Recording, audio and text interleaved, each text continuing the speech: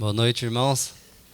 Para nós é uma alegria, um privilégio estarmos aqui com os irmãos para compartilhar um pouquinho daquilo que Deus tem feito nas nossas vidas e através das nossas vidas, compartilhar um pouquinho também da obra missionária, daquilo que Deus tem feito ao redor do mundo. E eu queria só confirmar se deu certo o slide, que daí deu certo, né? Se quiser colocar. Então eu vou apresentar um pouquinho quem nós somos, nosso projeto, aquilo que temos feito ali na APMT, o que é a APMT, compartilhar um pouquinho com os irmãos, depois trazer uma reflexão para nós nesta noite. Então nós somos missionários da APMT, Agência Presbiteriana de Missões Transculturais. Não sei quantos aqui conhecem, quantos já ouviram falar, mas é a nossa agência missionária que é responsável pela obra missionária transcultural, tanto dentro quanto fora do Brasil. Dentro do Brasil nós temos vários povos transculturais que são indígenas, quilombolas, ciganos, os próprios imigrantes, que moram no Brasil. Então a APMT é a nossa agência da Igreja Presbiteriana do Brasil, que é responsável por trabalhar com todos esses povos, seja dentro ou fora do Brasil. A APMT tem 23 anos e conta com 277 missionários em 40 países do mundo. Então essa é a nossa família, a gente já apresentou, pode passar o próximo. Então essa é a APMT, Agência Presbiteriana de Missões Transculturais. E pode passar? E nós servimos ao Senhor então na base em São Paulo desde 2020, Então eu vou compartilhar um pouquinho o que é a base, para que serve a base. Então a base da APMT hoje é em São Paulo, na capital. E a base, então, conta hoje com 11 missionários trabalhando de tempo integral na obra do Senhor. E os missionários da base são aqueles que ficam na retaguarda missionária, dando suporte para os missionários que estão na linha de frente. Como se fosse numa guerra, tem aqueles soldados que vão para a linha de frente e tem aqueles que ficam na retaguarda dando suporte. Então, a base missionária hoje da agência, ela é responsável tanto pelo treinamento das vocacionados para serem enviados para o campo, tanto no cuidado desses missionários enquanto estão no campo e também no cuidado desses missionários quando eles retornam do campo. Então é todo esse processo de preparo dos novos missionários, dos futuros missionários, cuidado daqueles que estão no campo e depois o cuidado também no retorno para casa. E eu coloquei aí no slide a história de William Carey. A gente usa para falar sobre base missionária e sobre a retaguarda missionária essa expressão segurar as cordas. William Carey ele foi considerado o pai das missões modernas e ele serviu na Índia por vários anos e ele foi um missionário que revolucionou a obra missionária transcultural. E ele, antes de ir para a Índia com a sua família, ele disse para alguns amigos e pastores, dizendo, fazendo essa alusão ao campo missionário, dizendo: eu vou descer ao fundo do poço, mas vocês precisam prometer que vocês vão segurar as cordas enquanto eu estiver ali. Então essa é a ideia da base, da igreja local, como essa parte da missão que segura as cordas daqueles que desceram ao fundo do poço. Então até hoje essa expressão segurar as cordas é usado para se referir ao trabalho daqueles que seguram as cordas daqueles que descem e vão para os campos missionários transculturais. Então nosso projeto se chama Projeto Farol 942. E nossa missão é conectar pessoas com a obra missionária transcultural. Então eu vou explicar um pouquinho por que farol e por que 942. Então a ideia do farol é que ele faz a conexão entre aqueles que estão no mar com a terra firme. E a ideia então do nosso projeto é que a terra firme é a igreja local e o mar é o campo missionário para onde os missionários vão. E a luz é a ideia da comunicação que conecta esses dois mundos. Então a nossa ideia é conectar o campo missionário da igreja local. E a ideia então é que a igreja local, toda vez que ela vê o farol, ela se lembra que tem um missionário lá em alto mar, pregando o evangelho em campos transculturais, mas também é um lembrete para o missionário que está lá sozinho e às vezes se sente sozinho no meio daquela escuridão do mar. Ele se lembra ao ver o farol que ele não está sozinho, porque existe uma igreja, existe um povo que está segurando as cordas ali na terra firme. Então essa é a ideia do farol, conectar esses dois mundos e aproximar esses dois mundos através da comunicação. Então a gente trabalha diretamente com a comunicação, depois eu vou falar um pouquinho. Então 942 vem de Atos 9:42, que diz que a notícia se espalhou e muitos creram no Senhor. Então a nossa ideia é espalhar essa notícia dos campos missionários, trazer isso mais para próximo da igreja, para que a igreja conheça a obra missionária e se envolva. Porque a gente não consegue se envolver com aquilo que a gente não conhece, não é mesmo? Então para a gente se envolver com algo a gente precisa conhecer. Então a nossa ideia é usar a comunicação, seja ela offline ou online, todos os meios que a gente tem disponível para comunicar cada vez mais o trabalho missionário transcultural, aquilo que Deus tem feito no campo missionário ao redor do mundo, através dos missionários da PMT, trazer isso mais para perto da igreja, e então a igreja possa conhecer e se envolver. Então a gente quer que tanto a igreja se envolva, quanto Deus também use esses materiais, esses conteúdos, para que novos vocacionados sejam despertados e assim possam ir para a obra missionária transcultural. Porque hoje um dos maiores desafios da obra missionária continua sendo aquele que Jesus disse, de que a seara é grande e os trabalhadores são poucos. E ele nos deixa uma missão, então ele diz: rogai ao Senhor da seara que envie mais trabalhadores. E esse continua sendo o desafio da obra missionária transcultural. Tem muito trabalho e tem poucos trabalhadores, que a gente continua então rogando ao Senhor que desperte mais vocacionados, e a nossa ideia também com esses conteúdos é que esses conteúdos despertem novos missionários para a obra missionária. Então, é por isso o projeto Farol 942. Pode passar? Então, a nossa missão, 3, servir, produzir e capacitar. Então, a ideia é servir, então, na base, junto àquela equipe de base, servir aos missionários e às igrejas locais, produzindo também esses conteúdos audiovisuais, esses conteúdos sobre missão, seja eles impressos, seja eles online, para que mais pessoas conheçam e se envolvam com a obra missionária, e também servir e capacitar os missionários. Então, a ideia é também dar cursos para os missionários nessa área de comunicação, a fim de que eles tenham ferramentas para trabalhar no campo missionário essa questão da comunicação, e que eles também divulguem e aprendam a divulgar os seus projetos nas redes sociais e para as igrejas. Porque a gente entende que essa obra missionária ela é uma via de mão dupla, A igreja ela é parceira do missionário, então o missionário também tem sua responsabilidade de enviar essas notícias daquilo que está acontecendo no campo missionário. E muitas vezes o missionário não se comunica com a igreja regularmente por não saber como usar, o que fazer, como fazer. Então a nossa ideia também é fazer esse trabalho com os missionários. Então a gente conversa com os missionários, faz workshop com eles, mostra algumas ferramentas que a gente tem disponível hoje para que eles produzam esses conteúdos e assim se comuniquem com a igreja local. Pode passar? Então nós temos vários conteúdos, eu deixei até o link do site aí, apmt.org.br/igreja. Nós temos vários conteúdos sobre missão, nós temos inclusive materiais para criança, para trabalhar sobre o tema de missão com crianças, são várias atividades. Essas atividades estão disponíveis em português, inglês, italiano, e tem mais uma língua que eu esqueci agora. Espanhol, isso, inglês, português, espanhol e italiano. Então são materiais gratuitos que você pode acessar. Nós temos também podcast para quem gosta de ouvir podcast enquanto está caminhando, enquanto está lavando a louça. A gente tem conteúdos riquíssimos e tudo voltado para a missão transcultural. Então você que quer conhecer um pouco mais desse mundo, nós temos vídeos, podcasts, materiais infantis, temos vários materiais. Então é esse site, apmt.org.br/igreja. Lá você vai ter acesso a tudo que a gente tem de conteúdo para a igreja local trabalhar e conhecer mais sobre a obra missionária transcultural. E o orçamento do projeto. Como a PMT trabalha? Por que eu gosto de falar isso nas igrejas? Para que a igreja entenda que todos os missionários da PMT, independente do campo onde ele está, seja na base no Brasil, seja lá na Índia, seja no Oriente Médio, todos os missionários da PMT, eles levantam recursos através de parcerias com pessoas e igrejas.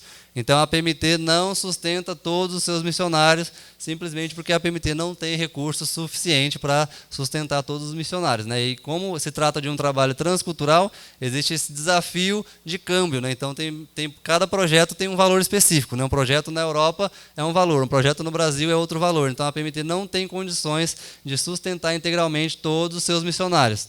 Então, o que acontece? Uma parte do valor que a IPB repassa para a PMT repassa para todos os missionários, mas é um valor mínimo.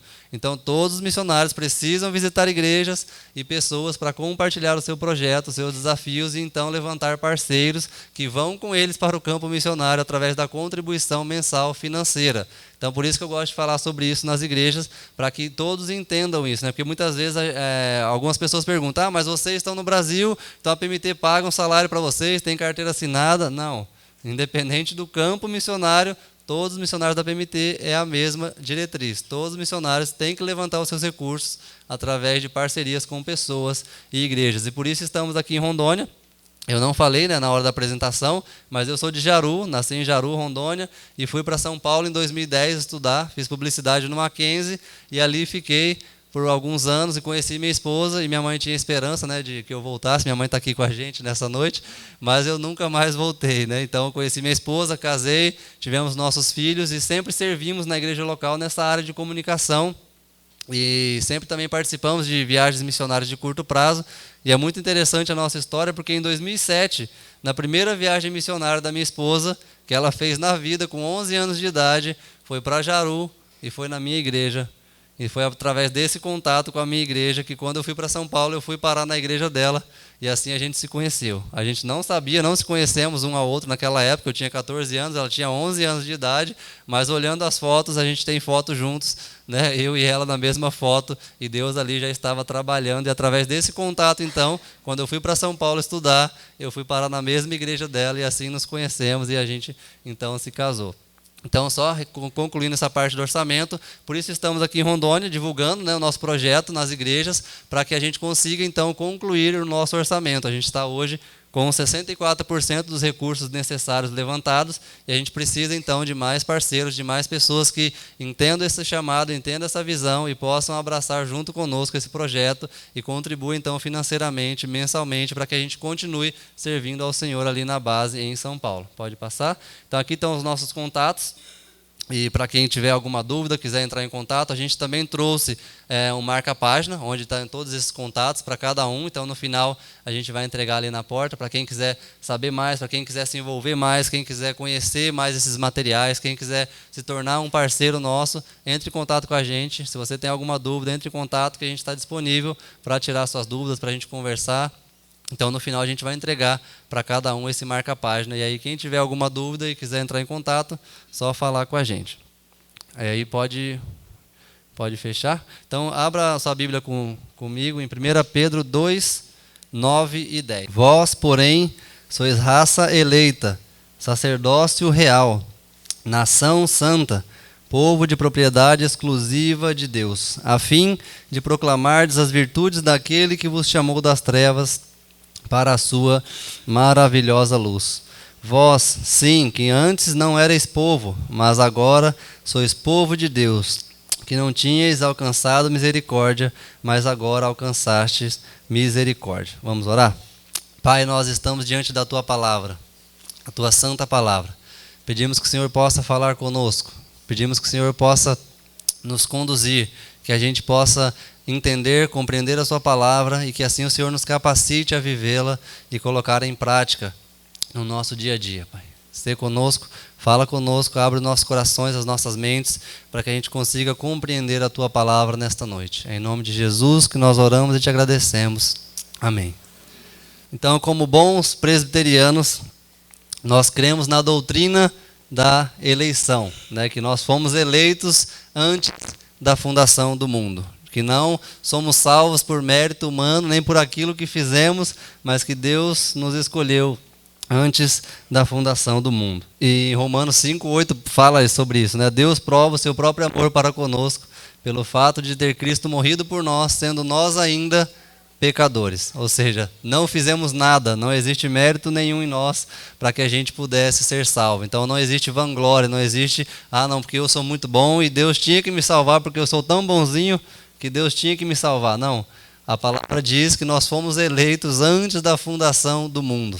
E isso mostra a misericórdia e a graça de Deus sobre nossas vidas. E Ele mesmo providencia um cordeiro perfeito, sem defeito, para que fosse morto em nosso lugar e o preço pelos nossos pecados fosse pago, de uma vez por todas, através do derramamento do seu sangue. Então, quando Deus cria todas as coisas, o ser humano vai, peca, e assim o relacionamento com Deus é quebrado, mas o próprio Deus, Ele providencia um cordeiro santo, sem mácula, sem ruga, sem defeito, e esse cordeiro é Cristo, como diz em João 1:29, o cordeiro de Deus que tira o pecado do mundo. E com seu sangue, Jesus restaura novamente a comunhão com Deus, que havia sido rompida no Éden.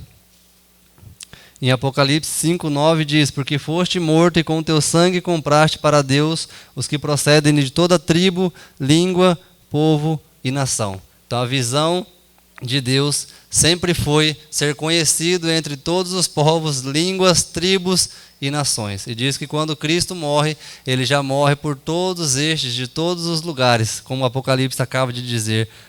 Com o teu sangue compraste aqueles que procedem de toda tribo, língua, povo e nação. E como cantamos aqui, lemos os Salmos, a gente vê que a visão de Deus sempre foi o mundo.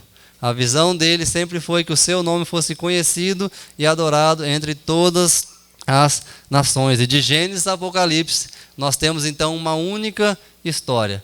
A história de um Deus que está em missão, reconciliando consigo o mundo, fazendo o seu nome conhecido entre todos os povos, línguas e nações. Essa é a grande história que existe na Bíblia, uma única história, um Deus que está em missão. E 3 versículos que confirmam o que acabamos de ver e nos ajudam a entender um pouco mais sobre esse propósito e abrangência da missão de Deus são João 15, 16.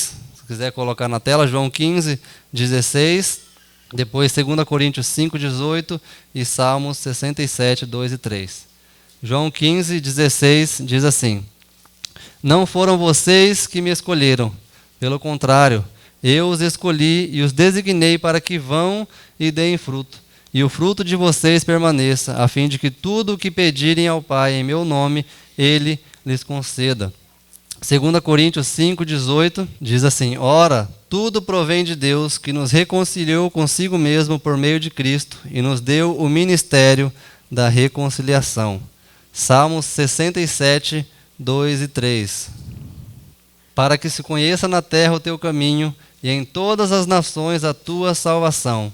Louvem-te os povos, ó Deus, louvem-te os povos todos. Então, nesses 3 versículos, nós vemos essa abrangência, que é todos os povos, todas as nações. Nós vemos que não é mérito nosso, mas a salvação vem de Deus pela sua graça e misericórdia, que Ele nos escolheu antes da fundação do mundo. Eu os escolhi e os designei para que vão e deem fruto. A gente vê então daqui também que existe um propósito na nossa salvação, na nossa eleição. E a gente vai ver isso um pouquinho mais para frente. Deus não nos escolhe e nos salva simplesmente para nos levar para o céu.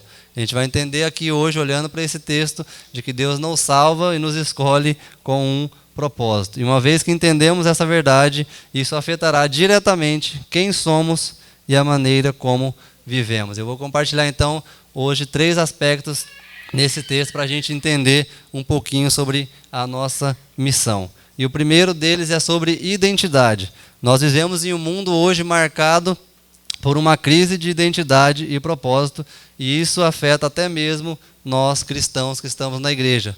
Não sei quantos entendem isso e veem isso hoje no mundo, mas existe uma crise de identidade e de propósito.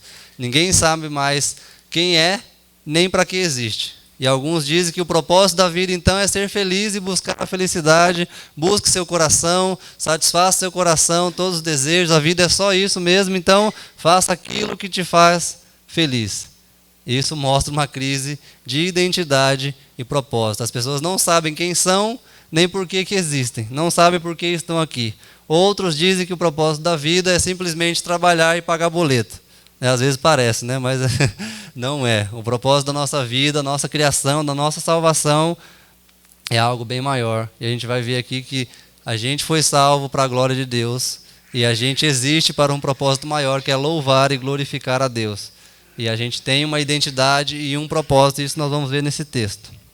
Pedro, é interessante que Pedro, nesse texto que nós lemos, ele escreve essa carta para a igreja, a fim de fortalecer a fé dos irmãos, exortá-los a viver de acordo com sua nova identidade em Cristo neste mundo caído. E 1 Pedro 2:1, a gente leu do 9 e 10, ele já começa o 2º capítulo dizendo: portanto, abandonem toda maldade, todo engano, hipocrisia e inveja, bem como todo tipo de maledicência.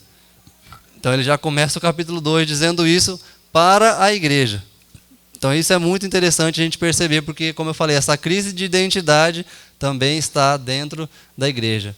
E ele está dizendo então para esse povo, que são novos convertidos, ele dizendo: agora vocês têm uma nova identidade em Cristo.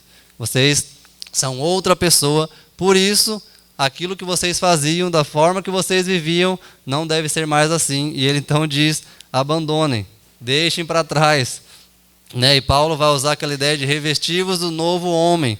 né? Você é uma nova criatura. Então essa é a ideia que Pedro está exortando a igreja, dizendo: vocês agora têm uma nova identidade. Vivam de acordo com essa nova identidade. E existe um grande problema de perdermos a nossa identidade, tanto como igreja de Cristo, quanto como cristão individual. E uma igreja que não sabe quem é e para o que existe, ou seja, para onde vai e o que deve fazer, tende a confundir o culto de adoração a Deus com uma proposta de entretenimento. A igreja deixa de ser um local de adoração a Deus, de treinamento e envio de cristãos ao mundo, e passam a se tornar como shoppings e clubes, onde as pessoas vão para serem entretidas e terem seu ego massageado, onde o centro sou eu e não o Deus Criador. Então, uma igreja que perde essa identidade, ela deixa de ser esse centro de treinamento, onde a gente vem para cá para adorar a Deus, aprender da sua palavra e ser sal e luz lá fora, e passa a ser um local onde eu venho porque é legal, porque tem uma música legal, porque tem um ambiente legal, porque tem uma luz assim, assado, e aí se passa a se tornar um local de entretenimento. E não é esse o propósito da igreja, mas muitas vezes, e temos visto isso hoje nos nossos dias, igrejas que estão trabalhando com entretenimento, onde o culto é divertido, o pastor é super engraçado, usa uma roupa super legal, fala coisas que você gosta de ouvir, massageia o seu ego, e assim a gente vai perdendo a nossa identidade e vai perdendo o nosso propósito de existir. E também, como cristãos, ao invés de sermos discípulos de Cristo, nos tornamos consumidores. E esse é um grande problema. Por quê? Porque nós olhamos para a igreja como um local que tem algo a me oferecer. E eu então mudo de igreja de acordo com os itens que ela tem a me oferecer. E eu começo a comparar então, essa igreja aqui é mais legal, tem isso, essa aqui só tem 2 itens. Então, como se fosse um clube, onde eu analiso se vale a pena a assinatura desse clube ou não. Então não é assim, né? Esse não é o propósito nosso como cristãos, e esse não é o propósito como igreja. Mas infelizmente isso que temos visto nos nossos dias. Por quê? Porque perdemos a nossa identidade, tanto quanto igreja, como cristãos. Ou seja, nós precisamos ser discípulos de Cristo e não consumidores. E tem uma frase muito interessante do livro Reforma Hoje, que diz assim: na falta de uma teologia sadia, bíblica, bem entendida, os evangélicos foram apanhados como presa do pragmatismo e consumismo de nossos dias. Em vez de chamar o povo a Deus para adorar e servir a Deus e ensiná-lo como fazer isso, tratamos as pessoas da igreja como compradores e vendemos o evangelho como um produto. Então a gente passa a ter esse relacionamento onde o evangelho é um produto e eu preciso vender para o maior número de pessoas, e eu uso então estratégias de marketing para alcançar mais pessoas, e eu não estou mais preocupado se essa pessoa tem um relacionamento com Cristo, se ela nasceu de novo, mas eu estou preocupado se ela está vindo e dando dízimo. Isso é o que importa. Então esse não é o propósito da igreja. O propósito da igreja é proclamar o nome de Cristo, é ensinar o povo a adorar a Deus, é ensinar a palavra de Deus de forma genuína, para que nós como cristãos possamos crescer, amadurecer e assim sair lá fora e fazer diferença no mundo onde nós estamos. Então não podemos nos esquecer disso, e não podemos perder nossa identidade e nosso propósito. E como a gente vai usar então para a nossa reflexão nessa noite apenas o versículo 9 e 10, onde Pedro fala sobre os privilégios e responsabilidades que os verdadeiros cristãos possuem como filhos de Deus, aqueles que têm Cristo como Senhor e Salvador de suas vidas. Nossa nova identidade não é recebida por mérito nem por recompensa por algo que fizemos, mas fomos escolhidos e recebemos essa nova identidade em Cristo, baseada naquilo que Ele fez. Então, como eu falei, né? Não é porque somos bons demais, não é porque a gente fez algo tão legal que a gente merece a salvação, mas foi por mérito de Cristo e por aquilo que Ele fez. Então, essa nova identidade é como se fosse um passaporte que a gente simplesmente recebe, como se o presidente dos Estados Unidos chegasse para você e te desse um passaporte americano com a sua foto, com seu nome, tudo autorizado, dizendo: agora você é um cidadão americano. Você ficaria muito feliz, né? Eu creio que muitos aqui ficariam felizes em receber esse passaporte americano, porque você agora é um cidadão americano. E junto com esse passaporte vem grandes privilégios. Por exemplo, você não vai precisar de visto para ir para os Estados Unidos. E muitos outros privilégios. Mas o grande problema é que nós também nos esquecemos que com essa nova identidade vem algumas responsabilidades. Então, por exemplo, se você receber um passaporte americano e você for um cidadão americano, talvez, dependendo da sua idade, você tenha que servir o exército americano por alguns anos. Talvez você tenha que pagar imposto nos Estados Unidos, porque agora você é um cidadão americano. Então, é isso que eu vou falar sobre nossa identidade em Cristo. Assim como nós temos vários privilégios, nós também temos responsabilidades. Nós temos uma missão enquanto agora cidadãos do reino de Deus. Recebemos esse passaporte de Cristo, não por mérito, como eu falei, mas Ele nos entrega esse passaporte e diz, agora vocês têm uma nova identidade. O velho homem morreu, agora vocês precisam aprender e viver de acordo com essa nova identidade. Então, com essa nova cidadania, vem muitos privilégios, assim como obrigações. E é interessante porque o Evangelho ele nos transforma de dentro para fora. Então, talvez a gente, quando conhece um cristão, um novo convertido, que acabou de conhecer a Cristo, você vai perceber que ele ainda tem algumas formas de viver, de falar e de agir que não condiz com um cristão. Por quê? Porque ele é um novo convertido e ele está agora aprendendo a viver a sua nova identidade. Por isso que Pedro escreve essa carta para a igreja, para que eles se lembrem quem eles são, qual é o papel deles agora. E isso é normal, porque como não sei quantos aqui já tiveram a oportunidade de morar em outro país ou de visitar outro país por algum tempo, mas quando você chega em outra cultura e outro país, você vai lidar ali com um choque cultural, onde você vai encontrar algumas coisas, comidas, bebidas, coisas que você não sabe como fazer, o que fazer, e você aprende a viver naquela cultura. Assim também é quando a gente se converte, a gente passa a fazer parte agora de uma nova nação, de um novo povo, e a gente precisa agora também aprender a viver de acordo com esse novo padrão, com essa nova identidade que recebemos, e por isso a igreja é muito importante, porque é na igreja que nós somos moldados, é na igreja que nós aprendemos com os outros, com os nossos irmãos, a viver de acordo com essa nova identidade em Cristo, com essa nova cidadania que recebemos. Então isso é muito interessante. Por isso que a igreja é fundamental. E nós vamos olhar então para o texto e ver tudo que Pedro diz ali que nós somos dessa nova identidade. Raça eleita, o primeiro. Fomos eleitos por Deus Pai antes da fundação do mundo, como diz Efésios 1, 4 e 5. Antes da fundação do mundo, Deus nos escolheu nele para sermos santos e irrepreensíveis diante dele.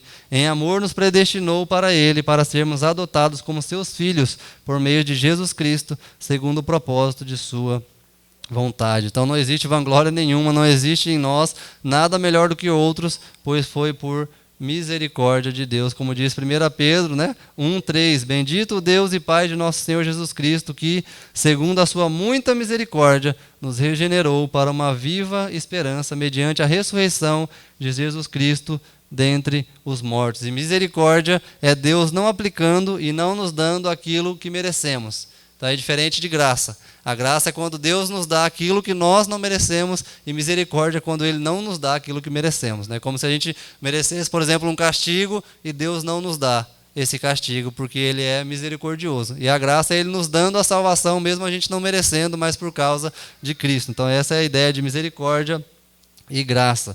E Deuteronômio 7, 6 e 8 diz, porque tu és povo santo ao Senhor, teu Deus. O Senhor teu Deus te escolheu para que lhe fosses o seu povo próprio, de todos os povos que há sobre a terra.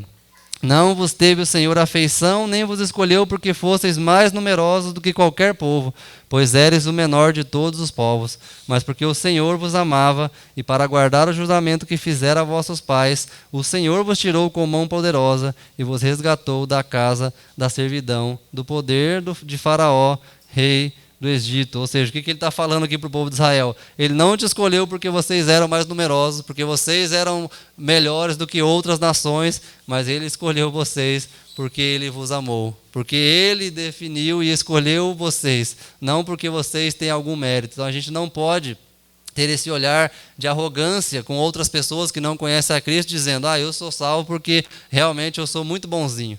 A gente não pode se esquecer como nós éramos quando Cristo nos encontrou e quando Ele nos restaurou. A gente talvez, se a gente for pensar e analisar, a gente era muito pior do que aquela pessoa que a gente muitas vezes julga.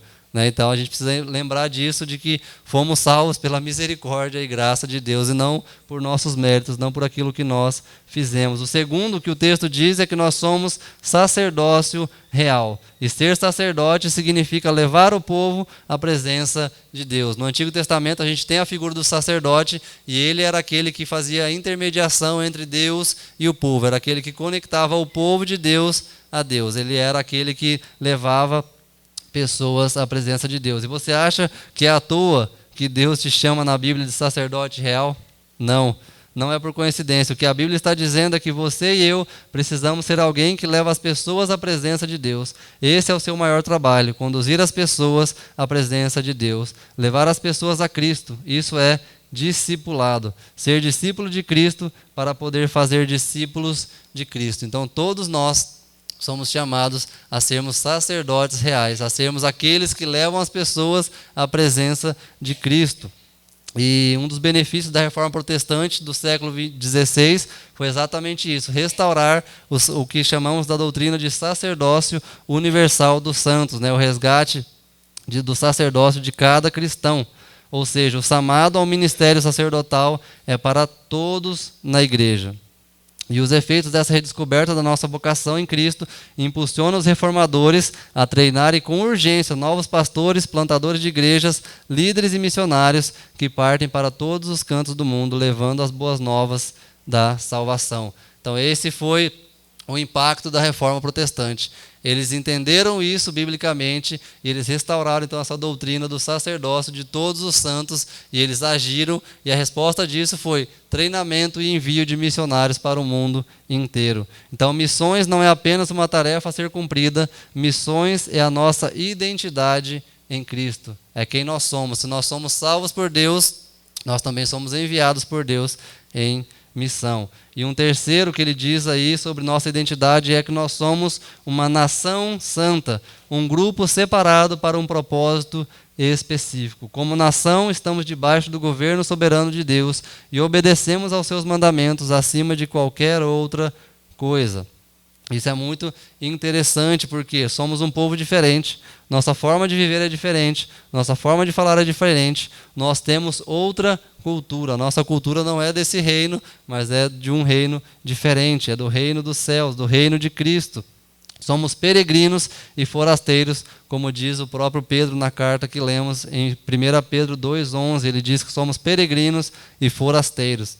E nossos valores e princípios são diferentes do local onde nós vivemos. Então, por isso que nós somos diferentes, porque temos uma nova identidade em Cristo. E, de novo, não por mérito nosso, mas pelo mérito de Cristo. E precisamos, então, como Pedro nos exorta nessa carta, a vivermos de acordo com essa nova identidade em Cristo.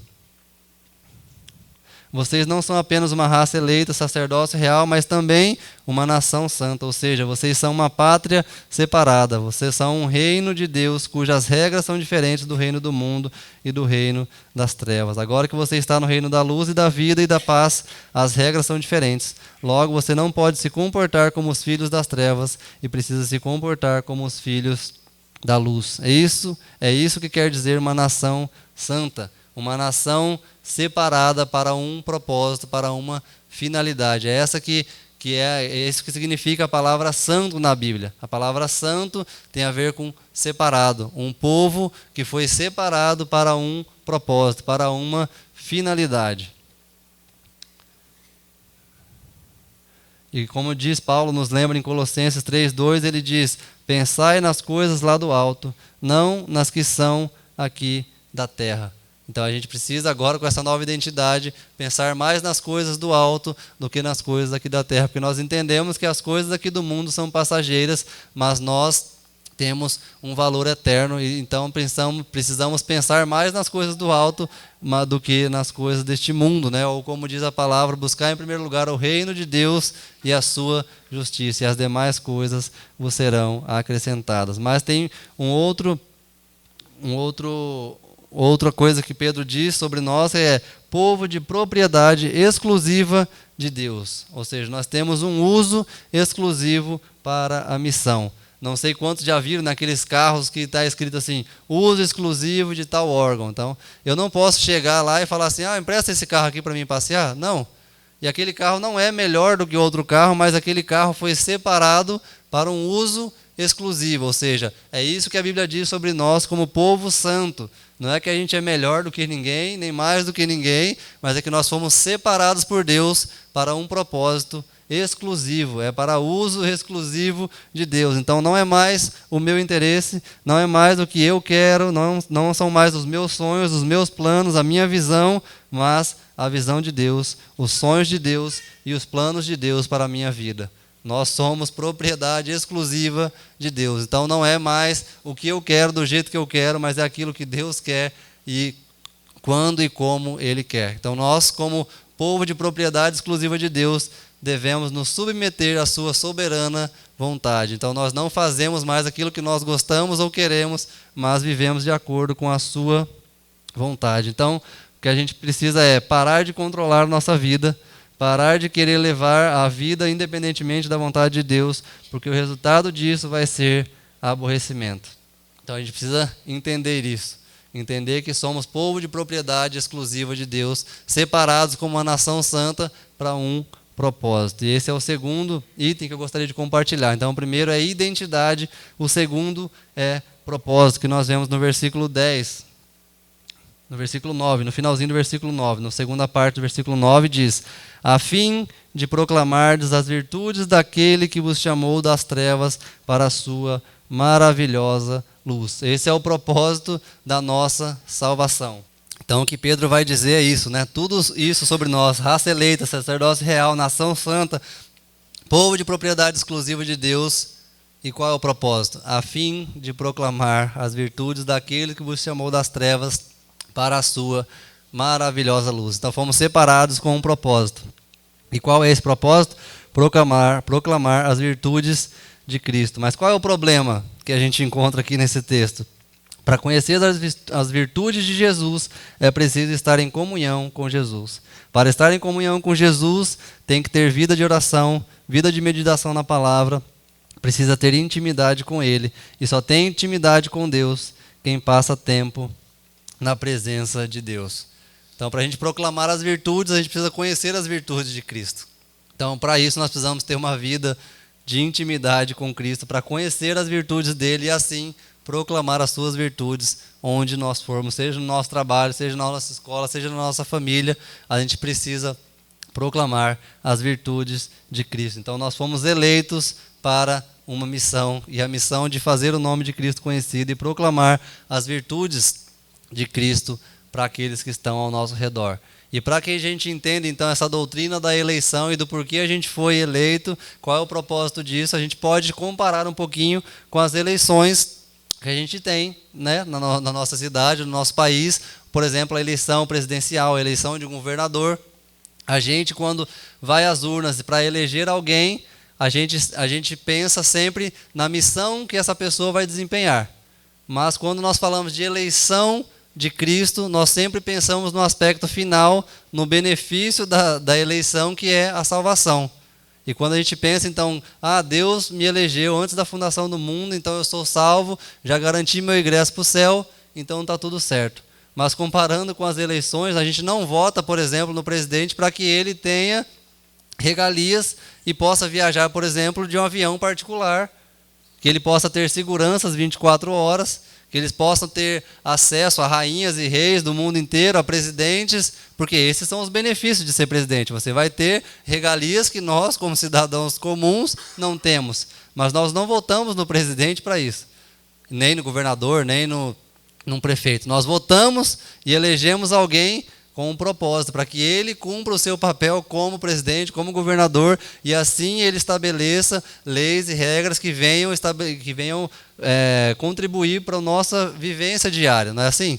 A gente não vota pensando que aquele candidato, quando eleito, vai desempenhar o seu papel do seu cargo e assim vai beneficiar a todo o povo.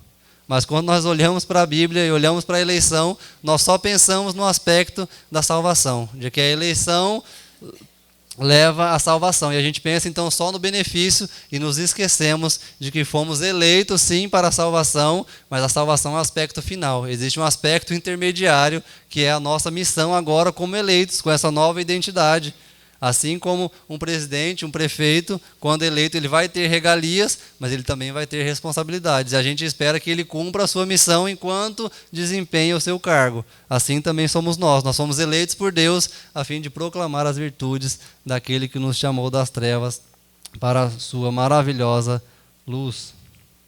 E se é assim em relação à eleição ordinária, por que nós achamos que seria diferente em relação à doutrina da eleição? Por que será que a gente tende a pensar na doutrina da eleição apenas em termos da salvação e vida eterna, e não em termos de missão?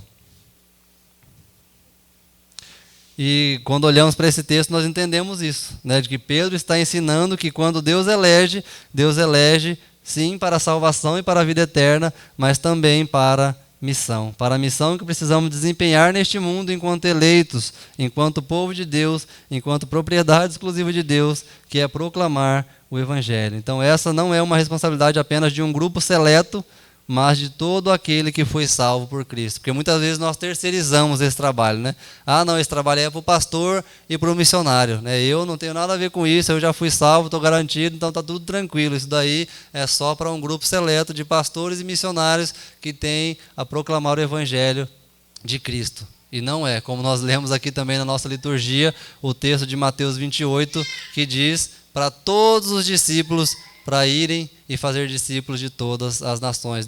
Jesus não chega ali para os 12 e fala assim, ó, vem aqui 5 e os outros ficam para cá, ó, 6, 5 vão. Não, ele diz para todos. E se nós somos discípulos de Cristo, nós temos essa missão.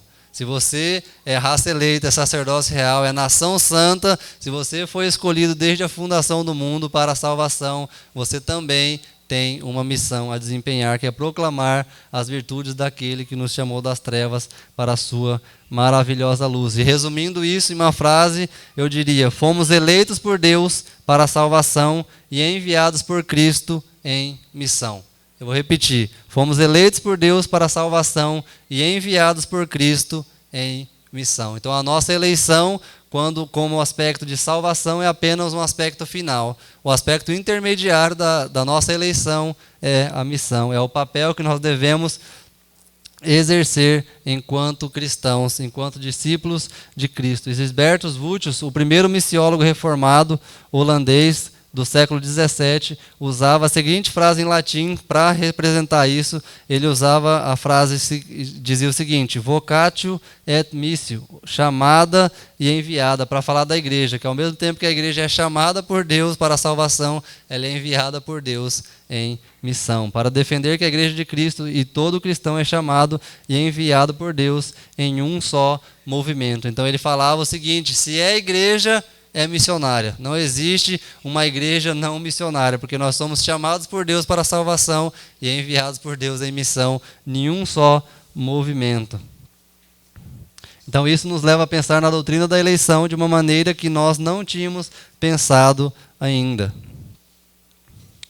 E estes grandes privilégios que recebemos em Cristo não deveriam nos tornar pessoas arrogantes, achando que somos melhores que os outros, que nossa doutrina é mais elevada do que a de outra denominação, mas deveria nos tornar mais missionários e proclamadores do Evangelho de Cristo. E é interessante nós pensarmos como igreja que a igreja não tem parte na redenção humana, ou seja, não é o papel da igreja redimir o ser humano, mas foi-lhe dado o privilégio de proclamar. E que honra nós recebemos, né? Nós temos esse privilégio, porque Deus não precisa de nós. A obra é dele e ele vai concluir sem a nossa participação, mas como um Deus amoroso, como um Pai amoroso, ele nos convida a participar daquilo que ele está fazendo no mundo. E quem tem filho pequeno talvez entende um pouco disso, né? Quando você está fazendo alguma tarefa, carregando algum móvel, alguma coisa pesada na sua casa, e seu filho está por perto, e ele pega junto com você e fala, ah, papai, deixa eu ajudar você. Você acha que ele vai ajudar ou vai atrapalhar? Ele vai atrapalhar, né? Ele não vai ajudar, porque ele nem aguenta pegar aquele negócio, mas você como um pai, uma mãe amorosa, você fala, não, vem filho, ajuda aqui. E ele segura ali do lado como se ele estivesse carregando, mas nós não precisamos do nosso filho. Assim como Deus não precisa de nós. A palavra diz que tudo que existe pertence ao Senhor, então ele não precisa do nosso dinheiro, ele não precisa da nossa colaboração, mas Ele é um Pai amoroso e Ele nos convida e nos dá então esse privilégio e também responsabilidade de participar daquilo que Ele está fazendo no mundo. E quando a gente fala sobre missão, a gente sempre pensa sobre o chamado missionário, né? Alguém que teve uma luz, alguma coisa extraordinária para servir ao Senhor. E eu lembro de duas pessoas, dois missionários. Um é um missionário coreano chamado Michael Oh, que quando foi perguntado para ele, né, como foi seu chamado, o que você pensa sobre essa questão de chamado, ele diz o seguinte: para ser sincero, não creio que missões sejam algo que Deus nos convide a fazer. Missão é o propósito para o qual fomos salvos.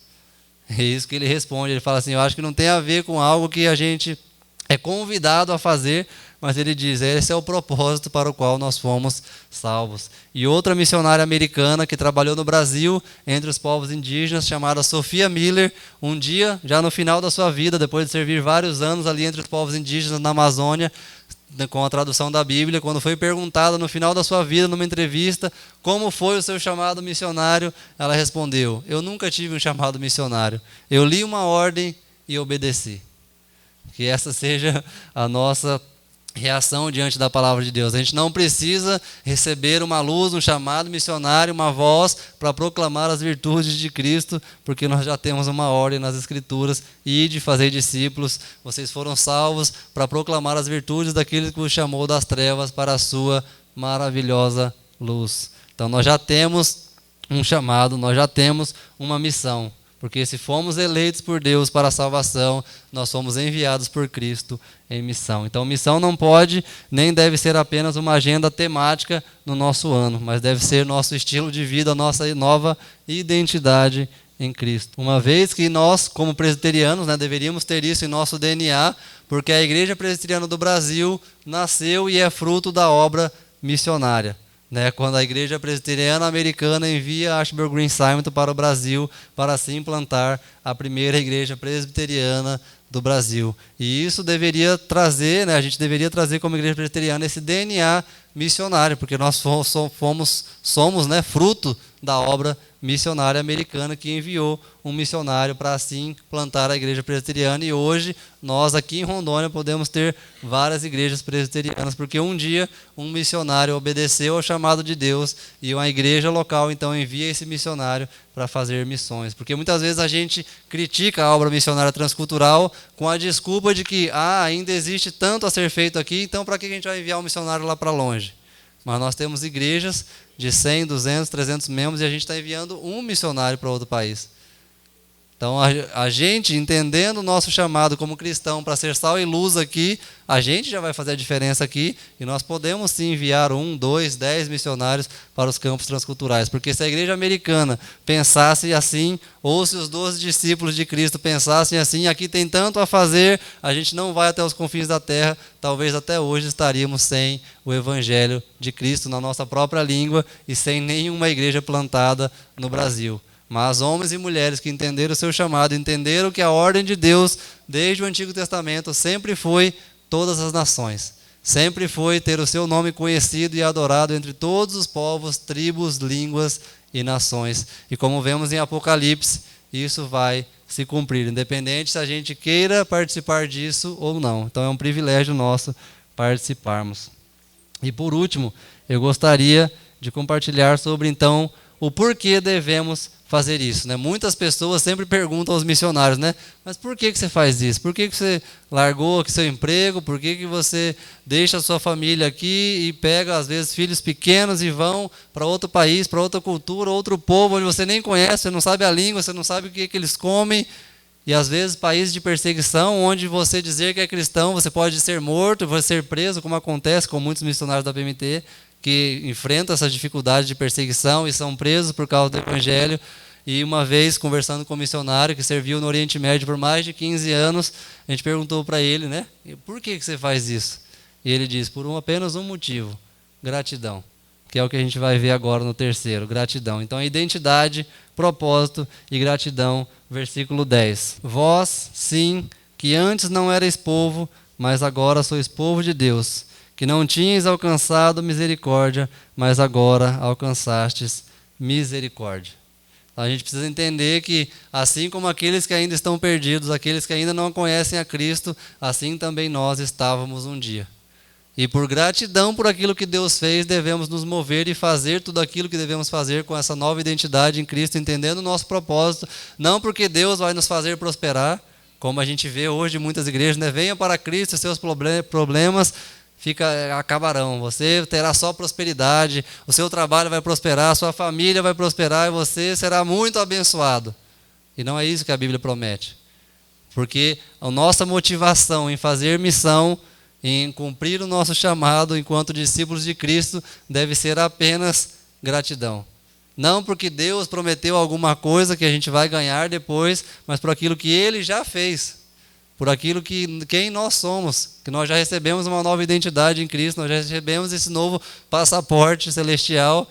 Então a gente deve fazer tudo isso para a glória de Deus e em gratidão a Deus, por aquilo que Ele já fez. E se a gente ganhar alguma coisa a mais, isso será um bônus. A gente não precisa de promessa nenhuma para cumprir o nosso chamado enquanto discípulos de Cristo, porque não éramos povo, como Ele diz. A gente não tinha direito nenhum, a gente não era filho, mas Cristo vem e morre em nosso lugar e assim nos dá esse direito de nova cidadania. E temos uma nova identidade, temos uma nova família e agora nós somos chamados de povo de Deus.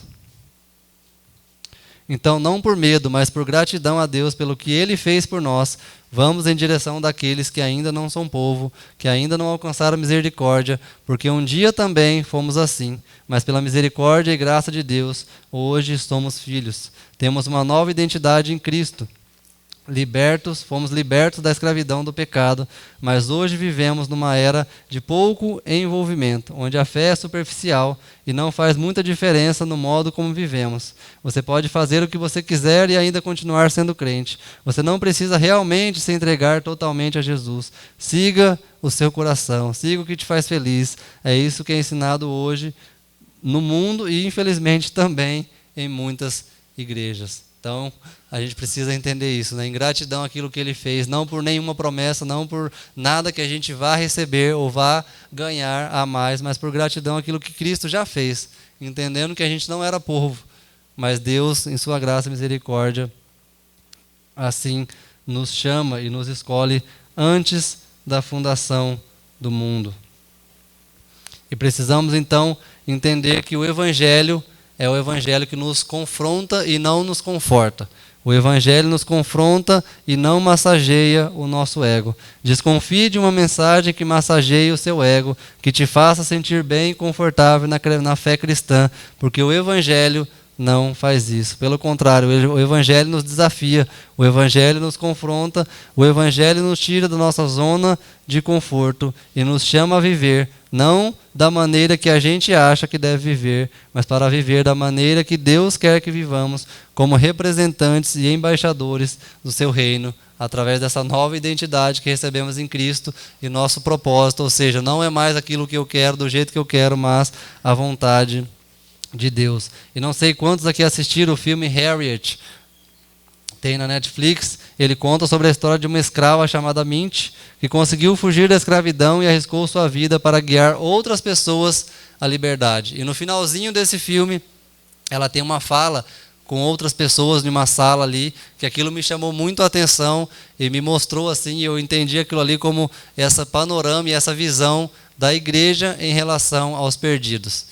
E eu vou ler então esse trecho, quando eu assisti aquele filme e eu vi esse trecho, eu falei, esse trecho é muito interessante. Eu então copiei a fala dela ali, e depois se você quiser assistir esse filme, é muito interessante, e ela diz assim na fala dela: temos que voltar ao trabalho, trazer escravos para a liberdade, por trens, carruagens, a cavalo, a pé se necessário. Não vou desistir de resgatar escravos porque é longe. Muitos de vocês não sabem o que é escravidão. Vocês nasceram livres, estão livres há tanto tempo que esqueceram como é. Vocês se tornaram acomodados e importantes. Vocês têm casas lindas, esposas bonitas, mas eu me lembro. Crianças apanhando por não trabalharem antes mesmo de entenderem o que é trabalhar. Irmãos com as costas destruídas pelo açoite, mães vendidas para longe de seus bebês. Tentem não pensar no que eles passaram. Aqueles ainda escravizados estão passando por isso agora, mas eu ouvi seus gemidos e suspiros. Eu vi suas lágrimas e daria cada gota de sangue em minhas veias para libertá-los. Então eu não vou desistir. Farei o que for preciso, irei aonde tiver que ir, da forma que for preciso, para libertar o maior número de escravos possível. Essa foi a fala dela em relação à escravidão que aqueles estavam passando, e ela traz essa crítica. Eu entendi essa crítica para mim como parte da igreja. Às vezes nós temos nos tornado acomodados. Achamos que estamos, como eu falei, nesse aspecto de eleitos, então já temos a salvação, então está tudo certo. E nos esquecemos que ainda existem muitos aí fora que nunca ouviram falar de Cristo. Muitos países com milhões de pessoas e com menos de 2% de cristãos. Países inteiros com nenhuma igreja. E isso deveria nos chocar, isso deveria nos mover, isso deveria trazer em nós alguma ação, como foi a Harriet. Ela falou: vocês esqueceram o que é ser escravo. Vocês já estão livres há tanto tempo que vocês já esqueceram. E que Deus tenha misericórdia de nós, para que a gente não se torne assim como cristãos. A gente já está salvo há tanto tempo e já faz parte da igreja há tanto tempo que a gente se esqueceu que ainda existem milhões e milhões de pessoas que nunca ouviram falar do Evangelho. E, diferente da escravidão, eles são escravos do pecado. E a Bíblia diz que aqueles que não conhecem a Cristo estão mortos em seus delitos e pecados. E ainda existem milhares e milhões de pessoas que nunca ouviram falar do Evangelho. E isso não precisa nem ir muito longe, né? Hoje, por exemplo, na Argentina, nós temos uma realidade parecida com isso. Hoje a PMT, através do missionário reverendo Wilton, está plantando a primeira igreja presbiteriana do país, da Argentina. Ou seja, em Rondônia, nós temos muito mais igrejas, né? Em Cacoal, nós temos muito mais igrejas do que na Argentina. Igreja reformada, protestante, presbiteriana. É uma igreja no país inteiro. Então não precisa ir muito longe, né? Muitas vezes temos vizinhos, amigos, parentes que nunca ouviram falar de Cristo. E se a gente deixar essa tarefa apenas para alguns missionários e pastores, talvez a gente nunca consiga cumprir nossa missão. Mas se entendermos que, como salvos em Cristo, discípulos de Cristo, todos nós temos essa missão de fazer Jesus conhecido, de levar o Evangelho àqueles que ainda não ouviram. E como Harriet falou, ela diz: eu não vou desistir. Eu vi suas lágrimas e daria cada gota de sangue em minhas veias para libertá-los. Que esse seja a nossa motivação, como eu falei, a gratidão a Deus por aquilo que Ele já fez, que Ele nos libertou das trevas para a sua maravilhosa luz. Ela não estava preocupada aqui se ela ia ganhar alguma coisa, algum reconhecimento a mais, mas ela estava fazendo aquilo simplesmente pela gratidão, porque ela foi liberta e ela queria então levar outros à liberdade. Que a gente entenda que ainda existe um grande desafio, ainda existe muito a ser feito, e Deus quer usar a sua vida, a minha vida, quer usar a sua igreja como esse para cumprir a sua missão de levar o seu nome, fazer o seu nome conhecido até os confins da terra, entre todos os povos, línguas, tribos e nações. Então a pergunta que você deve levar para casa é: qual é o meu papel na missão de Deus neste mundo? Deus tem uma missão, ou melhor, Deus está em missão. A missão de ser conhecido e adorado entre todos os povos, línguas, tribos e nações. Todos nós podemos participar, orando, contribuindo e indo. Não há quem não possa participar da obra missionária. Todo mundo pode orar, todo mundo pode contribuir e todo mundo pode ir, seja do outro lado da rua ou do outro lado do mundo.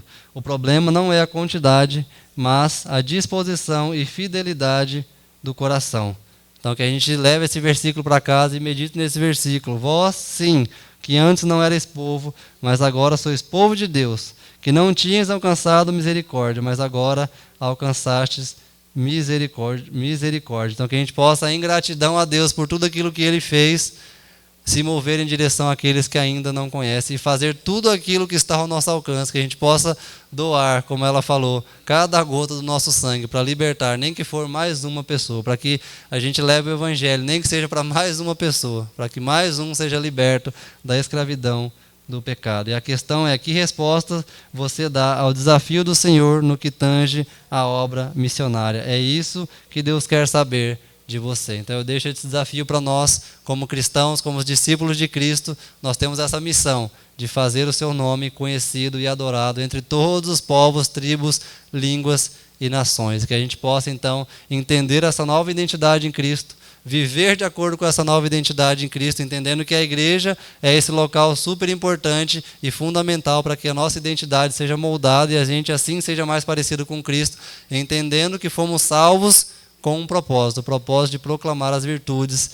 de Cristo, daquele que nos chamou das trevas para a sua maravilhosa luz. E devemos fazer isso em gratidão a Deus pelo que Ele fez, e não porque foi prometido algo a mais, mas porque já recebemos tudo aquilo que nós precisávamos, uma nova identidade em Cristo, e aí por isso seremos salvos, porque Deus assim nos escolheu, e não por mérito humano, não porque a gente é melhor do que outros, não porque a gente é mais do que outros, não porque fizemos algo, mas por pura graça e misericórdia de Deus, Ele assim escolheu nos salvar. Vamos orar? Pai, nós te agradecemos e te louvamos, porque mesmo não merecendo, o Senhor envia o seu Filho para morrer em nosso lugar, e assim o Senhor nos salva. Mas o Senhor nos salva e nos elege com um propósito, para cumprirmos a tua missão, para fazermos o teu nome conhecido e adorado entre todos os povos, línguas, tribos e nações. Que a gente possa usar tudo aquilo que temos disponível ao nosso alcance para levar o teu evangelho àqueles que ainda não te conhecem, àqueles que ainda não ouviram, àqueles que ainda têm vivido uma escravidão do pecado. Que possamos, ó Deus, ser esses canais, esses instrumentos do Senhor usados para levar o teu evangelho e proclamar as tuas virtudes, fazendo tudo isso, ó Deus, para a honra e glória do teu santo nome e em gratidão ao Senhor por aquilo que o Senhor já fez, porque nós não éramos povo, mas o Senhor nos convida a participar da tua família e assim nos adota, e agora somos chamados de raça eleita, sacerdócio real, nação santa, povo de propriedade exclusiva de Deus.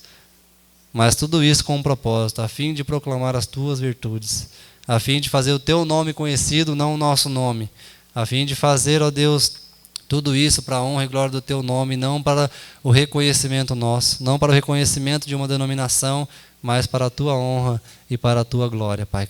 Que o Senhor nos ajude, que o teu Espírito Santo nos capacite a vivermos a tua palavra no nosso dia a dia, que possamos ser sal que salga e luz que brilha onde o Senhor nos colocou, na nossa família, no nosso trabalho, na nossa escola, que assim possamos então viver agora essa nova identidade em Cristo.